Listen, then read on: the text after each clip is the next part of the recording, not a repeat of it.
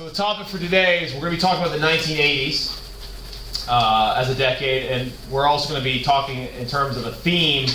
We're going to be talking about the resurgence of conservatism, which in the 1980s, politically, economically, socially, this was a very conservative decade, and it kind of set the precedent for what, even today, what the modern definition, at least, is of conservative politics. So this has relevance not only to the time period, but it also has a lot of relevance today. So let's go ahead and get into this. So works out very nicely. In terms of a decade, at the beginning of the decade, we had an election, and of course, the election would see a change of course in the direction of this nation, which helps sum up the 80s as a decade, which is always great for learning history because it kind of helps you kind of organize the information in your mind. So when you think of the 80s, you want to think of in terms of political conservatism. Okay, so in 1980, we had an election. Jimmy Carter, our president, was up for re-election, and he was being challenged by the Republican nominee Ronald Reagan. Ronald Reagan had been governor of California previously, and prior to that, he was pretty well known where he had been a movie star in Hollywood during the 1940s and 1950s. So he actually first became well known as an actor before he got into politics. All right. So in 1980, Carter, who his presidency, the last 2 years of it in particular, he had seen his popularity decline largely as a result of economic struggles as well as a foreign policy that many people felt was failing.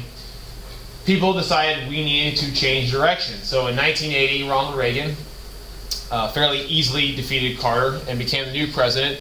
And this ushered in a new wave of both politics and even, in terms of social, the direction of the country, we saw some significant changes in the 1980s as a result of this conservative movement that was coming into the country. All right. So the victory of Ronald Reagan has oftentimes been characterized as the emergence of what's called the New Right. All right. The term "the New Right" at the time was used to describe the new conservative movement that had emerged in America in the 1980s, both politically, economically, and socially. All right. So what did the New Right of the 1980s? What did they stand for? So first of all, the New Right championed conservative social issues, which would have been heavily influenced by groups like the religious right, which touted largely Judeo-Christian values. Okay, so they denounced things that were socially liberal, like abortion, homosexuality, feminism was even denounced. And in terms of policy, they denounced policies like welfare and affirmative action, which they argued were ineffective and were harming the country. So, of course, welfare programs, which have been expanded as a result of the New Deal and the Great Society they were opposed to, and affirmative action, which you should already be familiar with that term. That was a vocabulary term a couple weeks ago. Affirmative action was the policy in hiring and in recruitment in which minorities were being selectively targeted to fill roles in order to compensate against the effects that discrimination were playing in limiting opportunities for minorities. Okay, so social conservatives were opposed to all those things. In terms of government, this is nothing surprising, hopefully, to you. If you follow politics, you understand this, because everything that is the modern conservative political movement in this country ultimately draws from this time period in many ways. So when we talk about government, in the 1980s as well as today, conservatives favored the idea of smaller federal government, less federal government, and they favored states' rights over that of the federal government. And that's something very important that you should know already. And that continues to be the case today amongst conservatives. In economics, conservatives favored free market capitalism. They liked the idea of the free market that was uninhibited and unbridled by government regulation. So during the 1980s, we saw a significant effort to deregulate the economy, which means less rules and regulations on business. Conservatives would argue that business is most prosperous when it is free to do what it wants, free of government regulations, which goes hand in hand with smaller government, right? If you're going to have less regulation, you're going to need less federal government. So those two should kind of go well together, right? And then on foreign policy, we're going to be talking about a lot of this here today. On foreign policy, conservatives of the 1980s, and Reagan in particular, they championed a much more aggressive or vigorous foreign policy, getting tough on the Soviet Union or getting tough on communism. So what we're going to see is in the 1980s, at least the first half of the 1980s, we're going to see Cold War tensions are going to ramp up dramatically one last time before the Cold War does ultimately come to an end. So that's basically what we're talking about here. On the American side of the equation, we are going to see the end of détente. We've already seen that on the Soviet side to some degree with the Soviet invasion of Afghanistan in 1979. But on the American side now, we are also going to see détente is going to go away, and we're going to see the Cold War escalate at least one more time. All right, so there he is, Ronald Reagan. Okay, Ronald Reagan was elected in 1980, and he kind of became the champion of this new conservative movement. And even today, Ronald Reagan is regularly referenced by conservatives as kind of the kind of inspiration by which many conservative politicians draw from. You know, I would say he's by far, of in the modern era, of all of our most recent Republican conservative presidents, he's by far the most popular. And he did have a fairly popular presidency, at least for most of it. Okay, so let's talk about economic policy. Okay, so from the domestic side of things on economic policy, the Reagan era was characterized by an economic policy that became nicknamed Reaganomics. Okay, they called it Reaganomics, but it wasn't actually anything new. The name Reaganomics was new, obviously, but Reaganomics was nothing new. Reaganomics was the same economic policy we had seen appear numerous times over American history. It was nothing more than supply-side economics, or as it's sometimes referred to, its nickname, trickle-down economics. Okay, so Reagan resurrected the old supply-side economics or trickle-down economics that we had seen in previous presidencies, most notably Herbert Hoover. Okay, and what Reaganomics did, if you've forgotten what trickle-down was, okay, Reaganomics called for tax cuts to the wealthiest Americans and wealthy corporations and businesses. Okay, and the idea here was by cutting taxes for wealthy Americans, they would then use the extra wealth that they saved as a result of not paying these taxes to expand job opportunities by investing in businesses and things like that that would create jobs for lower income Americans. All right, so once again, the theory kind of simply summed up was by cutting taxes to the rich, the money would somehow eventually trickle down and fall into the hands of the poor and the middle class. Okay, and we have tried this time and time in American history, and we're apparently going to be trying it again here shortly. Okay, and while it's debatable whether overall you could say it was positive for the economy, what was sure was that during the 1980s we did see economic disparity did increase, which is usually characteristic of trickle down, which means the wealthiest Americans did find themselves more wealthy. However, not as much of that money eventually found its way in the hands of the poor, which is, if that was the case, we would have seen economic disparity would have decreased, but that is not what happened, unfortunately. All right. Now, as we were cutting taxes for the wealthy in an attempt to invigorate economic growth, we were simultaneously doing something that might seem unusual. We're cutting taxes, we're going to be increasing spending, but we were also simultaneously increasing government spending on defense. Yes? Is this part of Reaganomics as well? No, I wouldn't say this. Reaganomics is more centered on the tax cut aspect. It's just part of Reagan policy altogether. So I wouldn't say it's necessarily part of Reaganomics, but it's part of Reagan's policy. So we're cutting taxes for the wealthy, which is decreasing government revenue, which is a conservative policy. So that makes sense. But we were also dramatically increasing spending. Okay? And most of that money during the 1980s was being funneled into defense. All right? Now, if you look at this graph goes over defense spending over the years. Okay? You can see here that during the 80s we had what was called the Reagan buildup. The Reagan buildup refers to the defense buildup that occurred during the Reagan years that was done almost entirely during peacetime. There was no major war that America was involved with during the 1980s. But we maintained a high level of defense spending that was on par with war years. So if you look at during the Vietnam era, we spent, at this level, okay, we spent similar levels during the Reagan years, however, in peacetime. Yeah. It's red and blue supposed to be Republican. Say that again? Is red and blue supposed to be Republicans or? Well, there's different colors for each president, so it's not really divided up on partisan. Yeah, it's just hard to tell. Okay, but Reagan is this right here, this yellowish orange color. Okay.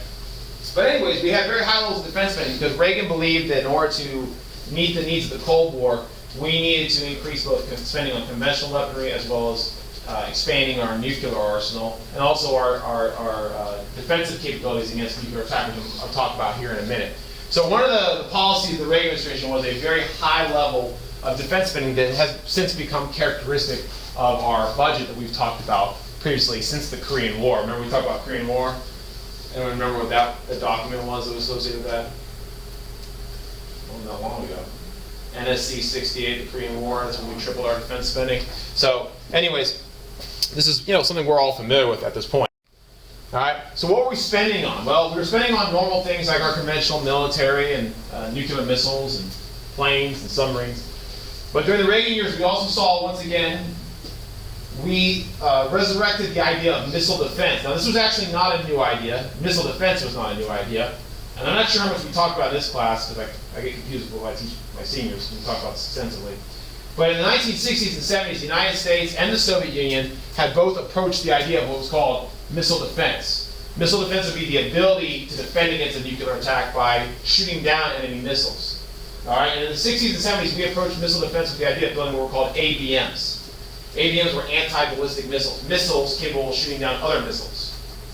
Okay, and we had abandoned the idea of ABMs largely because of two reasons. One, it was prohibitively expensive.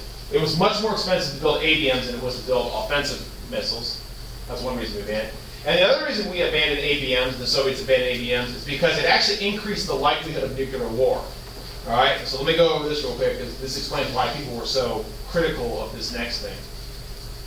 The policy that maintained peace during the Cold War between the United States and the Soviet Union and prohibited nuclear war was the policy of MAD. You guys remember that term? Mutually assured destruction. Yeah, mutually assured destruction, which is the idea that in a nuclear war, no one would go unscathed. In other words, theoretically, we attack the Soviet Union with our missiles, they detect a nuclear launch, they attack us with their missiles, everyone dies.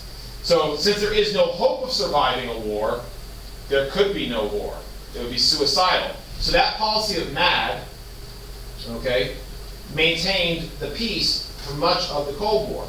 Now, if you have a successful missile defense system that can shoot down the enemy's missiles, MAD is no longer a factor. Now you have the capability of attacking your enemy and defending against the counterattack. In that situation, a defensive weapon, like ABMs, or in this case we're talking about SDI, okay, actually increases the likelihood of nuclear war because there is now the chance that you could get away with an attack and survive it. So the world kind of universally denounced the idea of missile defense during the 60s and 70s because of the fear they would actually increase the likelihood of a nuclear war. So it was kind of surprising that in the 1980s, Ronald Reagan resurrected missile defense when he proposed SDI, okay, the Strategic Defense Initiative, which was nicknamed by the press Star Wars, okay, because the plan called for putting satellites in orbit equipped with laser beam weapons that could shoot down incoming enemy missiles.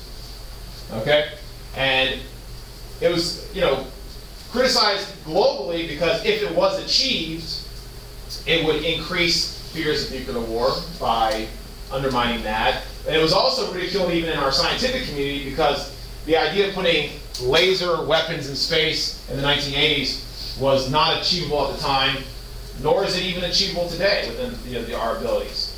Okay, so it was widely criticized. Now, despite the fact that we actually never did this, we actually never accomplished this. Okay, the Soviets took it very seriously. They took missile defense very seriously. And when we refused to abandon the idea of missile defense, it's not just about SDI, it could be about any kind of missile defense. When we refused to drop the issue of missile defense, the Soviets dramatically increased the number of ICBMs they produced. Because they knew that the best way to overcome missile defense was to simply oversaturate the enemy with missiles. Fire so many missiles that the enemy defenses are incapable of defending against them. All right? So what this did was SDI and missile defense as an idea resurrected the arms race that had kind of decreased during détente. We once again saw the arms race take off during the 1980s as both sides tried to surpass each other in terms of nuclear weapon development. Okay, so this did have a very, even though this didn't happen, it had a very real effect on the Cold War. Okay, and as I said previously, this is leading back to what I said a moment ago, this was very expensive. Okay, the arms race also turned into almost an economic race. Who could outdo the other and sustain this? The spending that we were engaging in was unsustainable. Okay, the question was who was going to go bankrupt first? Luckily, it proved to be the Soviets. Okay, but in order to pay for all of this defense, while at the same time slashing taxes, which is what we had done, taxes on our richest, most capable of paying Americans. Okay, we had to engage in significant deficit spending, which means our debt increased dramatically. So, the huge national debt that we have today, a large chunk of it actually comes during the Reagan buildup of the 1980s. Okay, you can actually see that. I mean, look, this is where Reagan takes office, and also the deficit starts ballooning because we were increasing spending while decreasing taxation. Okay, usually you can't do both simultaneously, but we said we're going to do it anyways. Okay, so anyways, on that, red is bad, and the more red, the worse off you are. And if you're wondering about the green, hold off. Talk about that tomorrow. All right, so let's get into foreign affairs. This is all related to foreign affairs. All right, so clearly Reagan was adopting a much more hostile stance with the communist world. Okay, détente was coming to an end. There's two things that are oftentimes credited with bringing détente to an end. On the Soviet side, the Soviet invasion of Afghanistan is considered the end of détente because it was once again the Soviet using aggression to accomplish their goals. And then on our side of things, the election of Reagan is also considered to be the end of détente because his policies were far more aggressive than any other president in the preceding decade. Okay? Has Russia become Russia yet, or is it still the USSR? Well, Russia is a part of the USSR, but it's not. The Soviet Union has not broken up. We're going to get to that here in a moment. Okay, I'm going to skip over this because it's fairly self-explanatory. The Iran hostages, which were held captive during Jimmy Carter's presidency, did come home during Reagan's, actually right when he took office. They finally released them. They kind of held them to make sure they sabotaged Carter's election, and they were released. But anyways, a minor footnote. Okay, so let's get into now bigger foreign policy issues. So, talk about Reagan's views, right? So, to collectively sum up what Reagan was all about in terms of foreign policy, we call it the Reagan Doctrine. Okay? And to give you an idea about the Reagan Doctrine, the Reagan Doctrine is really almost a 180 from the Nixon Doctrine, right? Which is the previous presidential doctrine we talked about last week. So, the Reagan Doctrine was once again the United States committing to intervening in world affairs in order to prevent the spread of communism. Nixon said, we're not going to fight everyone's wars for them anymore. That's done. Reagan's like, no, we're going to fight some wars again. Okay? And in addition to containment, the Reagan Doctrine also did not rule out the possibility of rollback, which is a term you might remember from a few weeks ago. Rollback was from the Eisenhower administration. Rollback was the idea of not just containing communism. Rollback was about going to where communism is and actually trying to eliminate it, which was a bold direction for us to take in the 1980s. And we're going to do it actually in a couple areas. Okay? But the Reagan Doctrine, once again, saw the United States ramping up its commitment to containing and eliminating communist threats around the world. So for example, in this picture you see there, Reagan meeting with leadership of the Mujahideen, okay, the Afghan rebels who were fighting against the Soviet invasion there. We had started that in the 1970s. We continued on through Reagan's administration in the 1980s. We funded the Mujahideen in their war against the Soviet Union. But it wasn't just the Middle East. In fact, during the Reagan years, the area in which our foreign policy was most active wasn't the Middle East. It was in our own backyard, Latin America. Okay? So during the 1980s, we saw increased U.S. intervention in Latin American affairs. One of our favorite pastimes. Now, I don't want you to know all these, so don't copy them all down. There's only two I want you to know for the Reagan years. They're on here. I'm going to talk about them on separate slides here separately, but I'll show them to you. The two most important U.S. interventions in Latin America during the 1980s were in Nicaragua. Okay, that's one. And the other one is way over here in the Caribbean in a little tiny island called Grenada, which most of you have probably never heard of. Okay? And it'd be likely that you would never hear about Grenada if it wasn't for the U.S. intervention there in the 1980s. And we're going to talk about each one of those separately. All right, so first one. Is that an island of Spain now? What's that? Is Grenada an island of Spain now? No. It was actually part of the British Empire at one point. Okay? All right, so let's talk about Nicaragua first. Nicaragua was a focus of U.S. foreign policy because, obviously, of communism. That tends to be the issue. So in Nicaragua in the 1970s, a revolution there brought a communist government into power known as the Sandinista government. All right? Sandinista, S-A-N-D-A-N-I-S-T-A, on your study guide. Okay. So the Sandinistas were a communist government in Nicaragua. All right? Now, opposing the Sandinistas in Nicaragua were a group known as the Contra rebels. The Contra rebels. The Contras were an anti-communist force that existed in Nicaragua. All right? So as we have done in the past, we threw support to these anti-communist rebels, the Contras, in an attempt to undermine the communist Sandinista government of Nicaragua. Okay, nothing new so far. Okay, now by the 1980s, many Americans were a little bit wary of the United States funding and supporting anti-communist movements around the world.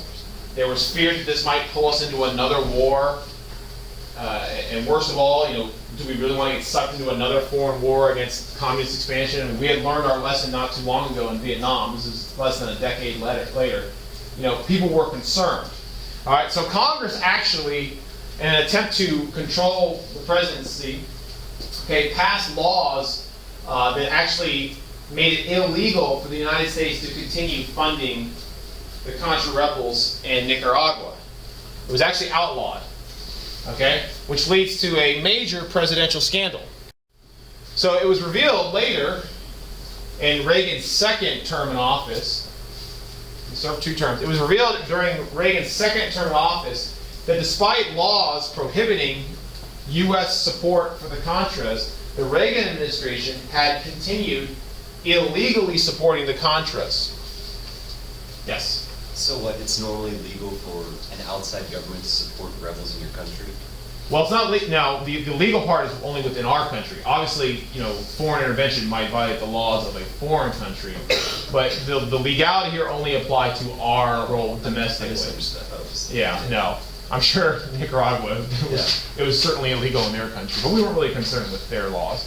So, it was revealed that the Reagan administration was continuing to fund the Contras. And what made it even more scandalous was the way in which the Reagan administration was doing it was they were kind of laundering the money, trying to make it appear as if it wasn't coming from the United States. And the way they were doing this, it was really crazy. This is why it's called the IranContra Scandal, or affair, is the United States was actually selling weapons through third parties to Iran, which was one of our enemies, which made it even more complicated, and then illegally using the proceeds from those weapon sales to send those to the Contra rebels in Nicaragua. So it appeared as if the money was not actually directly coming from the United States.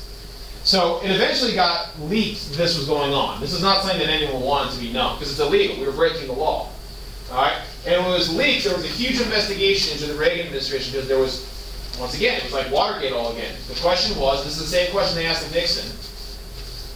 What did the president know, and when did he know it? Right? Because with Watergate, that was the question, because if Nixon knew about the Watergate scandal, and he knew about it particularly before they went in, it made the crime even worse. So there was a big investigation in the Reagan administration. However, no evidence was able to ever effectively connect Reagan himself to the crime. Nothing ever came to light that actually showed that Reagan either had knowledge of the crime or ordered the crime. But it was revealed that people within his administration had definitely committed a crime, and there was, actually criminal action taken against them.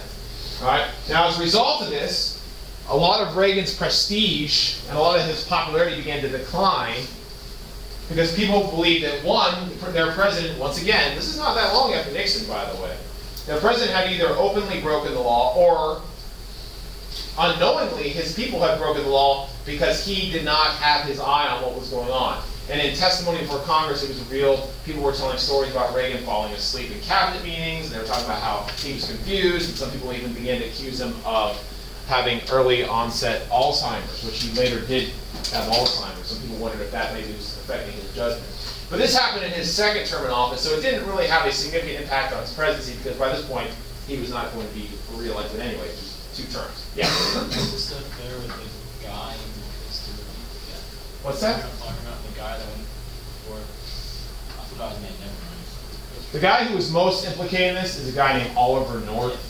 That guy? Yeah, that guy. He's still around. He actually did face some criminal charges. He was accused of falling on his sword or taking a lot of the blame to spare his president. But who knows? I mean, we can't say that Reagan knew it, but a lot of people said, regardless, Reagan should have been more on top of what his guys were doing. Okay, so this is actually one of the few areas in the Reagan presidency that really tarnished his image with a lot of Americans. All right, which is kind of funny because as bad as that scandal is, I would argue, this is my own personal opinion, it pales in comparison to this other thing. Okay, now the other major foreign policy thing that the Reagan administration got involved with, which was not a criminal scandal, but was highly questionable, at least in the world, was the invasion of Grenada. So Grenada, as I showed you before on the other map, Grenada is this tiny little island in the Caribbean. You wouldn't even know about it, except for, in 1983, a leftist, borderline communist government there took power. Okay? And it took power allegedly with the assistance of Cuba, which of course is a communist country. When we learned about this, Reagan ordered the US military to invade Grenada. This was not us supporting rebels. This was us actually going in. We actually sent our forces into Grenada. Okay, one of the world's greatest superpowers invaded Grenada in an attempt to overthrow the left-wing government there, yes. So they were supposedly independent right now? Well, they are independent. They were their own countries, certainly. Okay, the justification we used was that there was American medical students that were located on the island, and we justified it was, well, this revolution has a danger to their lives, so we need to go protect them.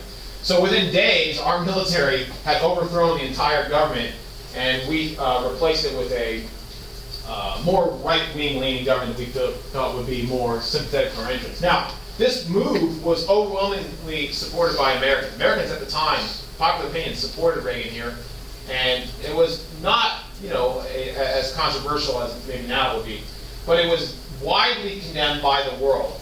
Almost universally, the world condemned our actions here. Even our allies, for example, Great Britain, one of our closest allies, which, still, Grenada actually recognized, the crown as a symbolic remnant of their colonial past. We didn't even consult them when we went in. So we were widely condemned by even our allies for being too heavy-handed. The fact that we had invaded a sovereign country because we disagreed with the political stance of their government, it seemed to be a bit too aggressive. But once again, this was kind of the mood of America, and this fit with the Reagan Doctrine and Reagan foreign policy at the time. Okay, now here's the ironic thing. As we were getting more aggressive and more involved in foreign affairs as it related to the Cold War, the ironic thing was that the Soviet Union was actually going the other direction. By 1985, the Soviet Union was now showing a very strong commitment to decreasing Cold War tensions.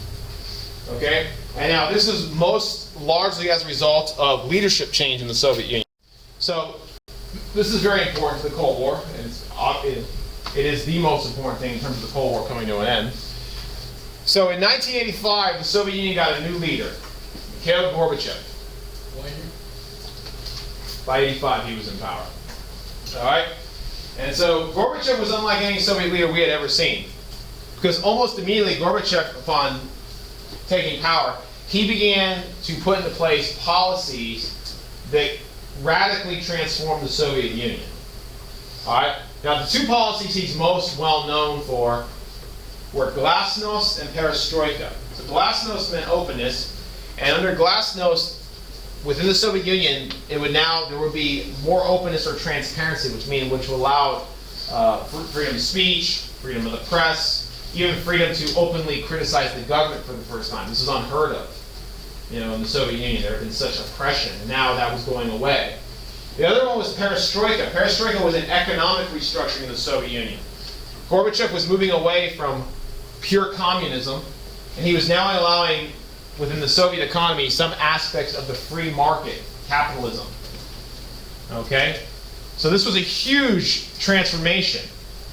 And the Soviet Union is going to struggle to survive because the Soviet Union, which had been built upon oppression and communism, is not going to actually be able to survive the transition to this kind of hybrid government. Now, the other thing that Gorbachev was doing in terms of domestic and foreign policy was he had a commitment to reduce military spending. These policies of perestroika required money. So he said we can't build nukes at the level we're doing while also trying to expand our consumer markets because people needed, consumer goods. So Gorbachev was eager to do two things. One is he wanted to decrease the Soviet intervention in the world, get out of Afghanistan, for example, which was proving difficult to do, as we are going to learn. Okay? The other thing is, he wanted to decrease the arms race so he could spend that money elsewhere. So Gorbachev wants to approach the United States on friendly terms. And this is something we were not really prepared for.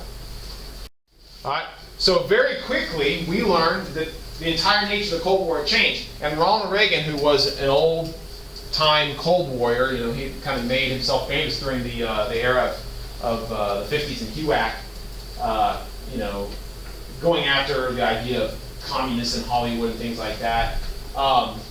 He found himself in a very good, close working relationship with Gorbachev. Now, I'm not going to say they were, friends or best buddies, and we weren't allies yet. But we had a very good relationship with the Soviets during this time period. And as a result, the tensions between our two countries began to decrease. And they would continue decreasing all the way up through the next president, George Herbert Walker Bush, before the Cold War eventually comes to an end in 1991. Now, the most radical thing that happened to the Cold War as a result of Gorbachev was how the Soviet Union changed its policy for its satellites. And I'm going to simplify this because, once again, this is U.S. history, but it's relative to us. Relevant. Gorbachev announced that, as relating to the satellites, the Soviet Union would no longer exert absolute control over its satellites. The media nicknamed this, you don't have to write this down, but I think it's kind of interesting. The media nicknamed this the Sinatra Doctrine, because Sinatra had this famous song called My Way. You guys ever heard that song? I did it my way. And it was in reference to saying, allowing the satellites to do it their way. They can do it from their perspective, my way. And what Gorbachev was saying is, look, if a country doesn't want to be communist, they don't have to be communist. If they want to be communist but elect their own people, they can do that. So Gorbachev was allowing these countries to go their own way. And as soon as he kind of announced that, they started to go their own way. So in 1989, we saw a series of revolutions in the Eastern European bloc, where the satellites were, in which countries began to challenge communism. And here's the most amazing thing: the Soviet Union did nothing. In the past, if you look at Hungary and you look at East Germany, anytime a country had challenged the Soviets would roll in with tanks and kill everyone. Gorbachev just sat back and said, do what you want. Okay? So this was amazing to watch. One by one, each satellite left communism and left the Soviet Union.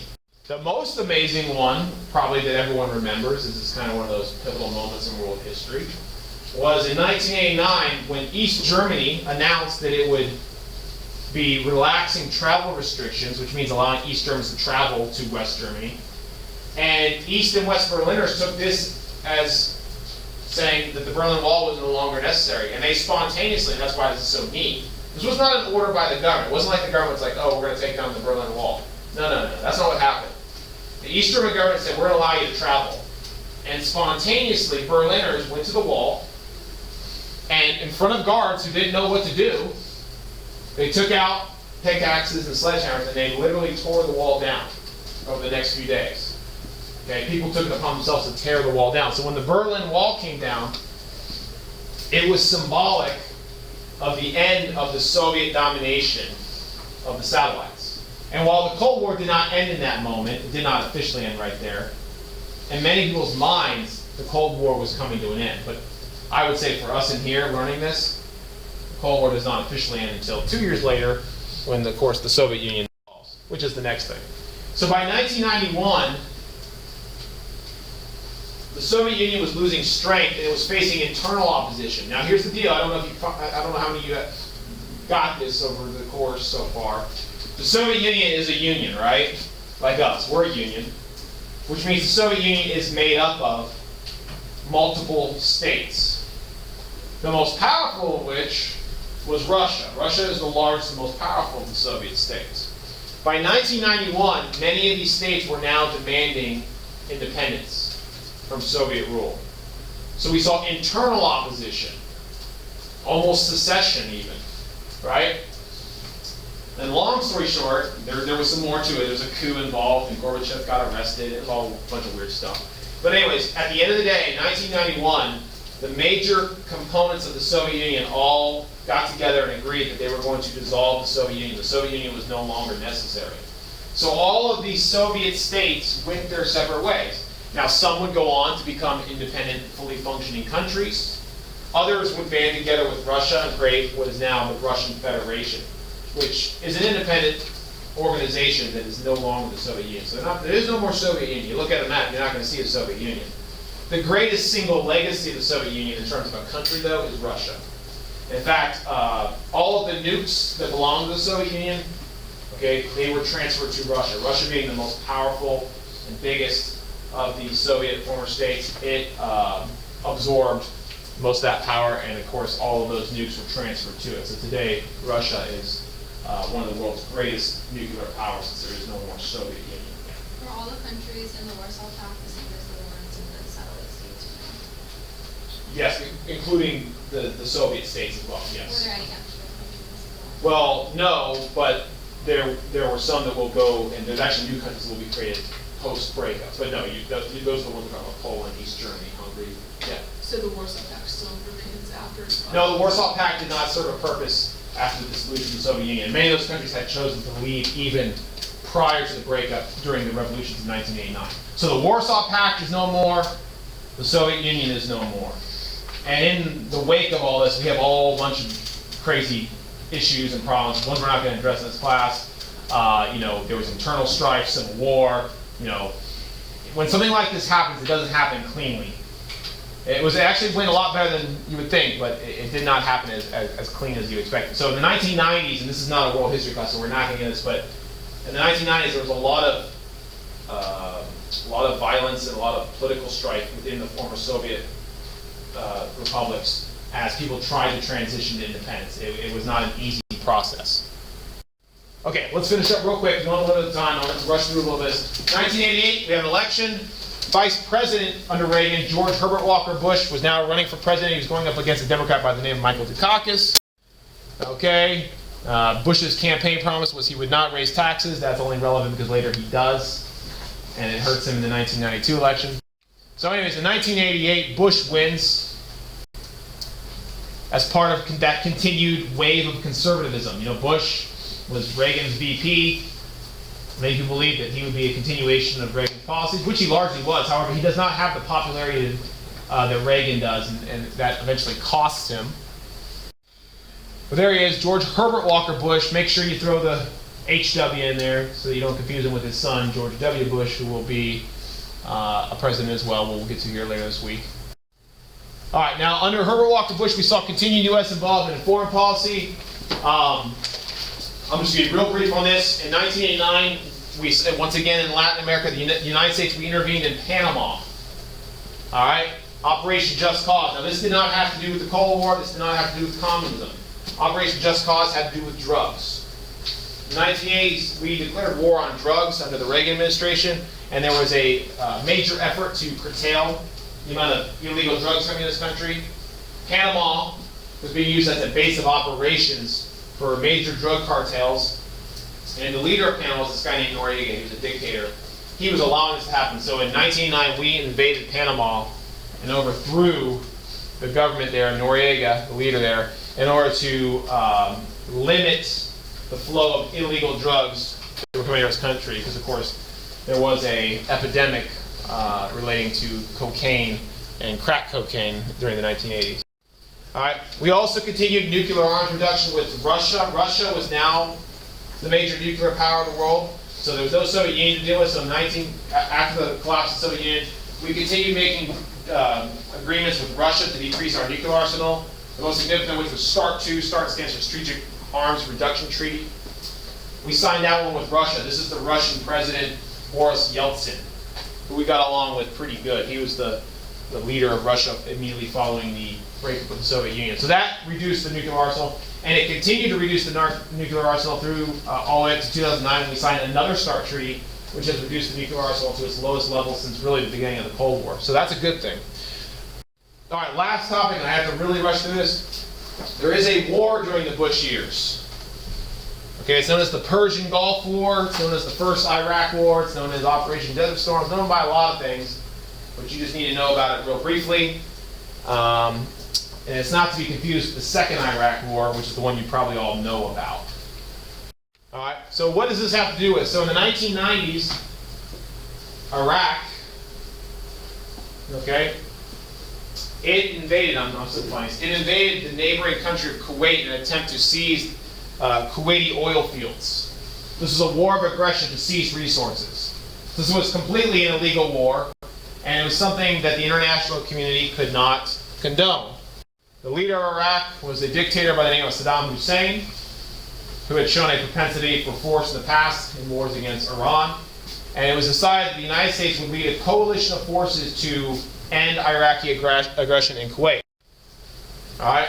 So this is known as Operation Desert Storm. Operation Desert Storm was the military operation. It was the United States and many of our allies to liberate Kuwait from Iraqi domination. And it was an overwhelmingly successful operation. Our military, combined with our allies, managed to drive the Iraqi forces out of Kuwait, okay, and restore Kuwaiti sovereignty. So this is a war in which we were, our cause was fairly just. We were part of an international community that was trying to preserve the sovereignty of another country. Yes. I do apologize for the interruption, but we do have a few announcements based on the weather. Could you please pay attention? Varsity softball game has been canceled. JV baseball game has been canceled. Track practice has been canceled. Y'all be safe tonight. Thank you. Okay, real quick, because Mel's gonna ring. Just let me just talk about the summary of this real quick. So it was overwhelmingly a successful operation. Kuwait was liberated. However, here's the key: we did not wage this war to overthrow the Iraqi government. So at the end of the day, Saddam Hussein was allowed to remain in power, which will allow for the sequel in 2003 when George W. Bush, the son of George Herbert Walker Bush, will invade Iraq in an effort to change the regime there, which will lead to all kinds of interesting consequences. Okay? Anyways, very lopsided war, very few American losses versus heavy Iraqi losses. USA.